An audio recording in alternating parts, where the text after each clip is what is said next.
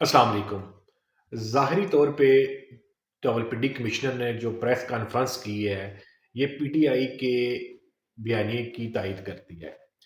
इसमें एक ऐसा पहलू है जो बड़ा तवज्जो तलब है, जिससे पीटीआई केपी की गवर्नमेंट से भी महरूम हो सकती है। तो यहाँ पे एक पॉइंट मैं आपको बता रहा हूँ, ये आपने ज़हन में रखना है, फिर आप सारी स्टोरी समझ जाएंगे। कुछ दिन पहले सुप्रीम कोर्ट ऑफ पाकिस्तान के अंदर एक पिटिशन दायर हुई है, और उस पिटिशनर ने ये क्लेम किया है कि ये जो इलेक्शन हुए हैं 2024 पाकिस्तान में, ये धांधली ज़दा इलेक्शन है, इनमें बेज़ाब्तियाँ हुई हैं और इनको कालादम करार दिया जाए। अब ये बात आपने याद रखनी है, आपको सारी स्टोरी समझ आ जाएगी।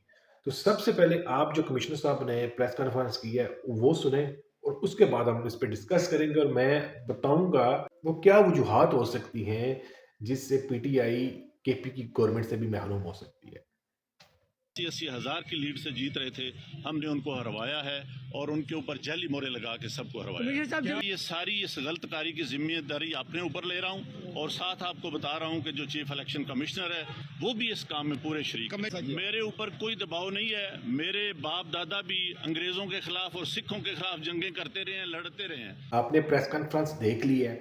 ज़ाहिरी तौर पे तो ये, जैसे मैंने पहले कहा था कि पीटीआई के बयानिए की तायद है, लेकिन इसमें दो पॉइंट जो है ना, वो समझने के काबिल है। पहला पॉइंट ये कि कमिश्नर साहब ने ये कहा कि मैंने ये सब किया, मैं इसका जिम्मेदार हूँ, मैंने 13 सीटों पे जो 70,000 की जिसकी लीड थी उसको भी हमने हरवाया।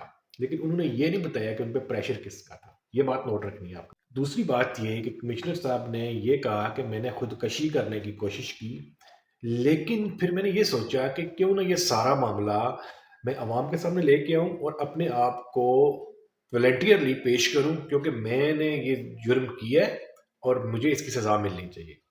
अब देखें, यहाँ पे एक चीज़ आपने शायद नोट ना की हो, ये कमिश्नर साहब की आपने बॉडी लैंग्वेज देखी है। माशाल्लाह वो बड़े सूटेड बूटेड थे। अब जो बंदा इस नौबत पे पहुंचे है कि वो खुदकशी करने जा रहा है, और उसमें उसकी जो बॉडी लैंग्वेज है या जो उसकी ड्रेसिंग है, वो दोनों आपस में मैच नहीं हो रही, तो ये एक कन्फ्यूजन पॉइंट है।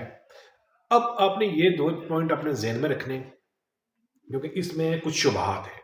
वीडियो के शुरू में मैंने कहा था कि एक पॉइंट मैंने आपको बताया था कि मैंने कहा था इसको याद रखना, और इससे आप सारी स्टोरी खुल के आपके सामने आ जाएगी। वो बात ये थी कि एक पिटिशनर ने पिटिशन दायर किया सुप्रीम कोर्ट में कि ये सारे इलेक्शन धांधली ज़दा हैं और इनको गलतम करार दिया जाए, और ये जो प्रेस कॉन्फ्रेंस है ये उस पिटिशन पे मोहर साबित हो सकती है, और इस पिटिशन को बेस बना के पूरे मुल्क के इलेक्शन को कलअदम करार दिया जा सकता है, और उसके बाद ये ऐलान किया जा सकता है कि जो सेटअप पहले चल रहा है वही चलेगा। अब जब ये सारे मुल्क में इलेक्शन धांधली ज़दा करार दे दिए जाएंगे और कलअदम करार दे दिए जाएंगे, तो उससे केपी में भी जो इलेक्शन हुए हैं वो भी कदम हो जाएंगे, और जो पीटीआई की वहाँ पे इतनी स्ट्रॉन्ग गवर्नमेंट बनने वाली है वो फारूक हो जाएगी।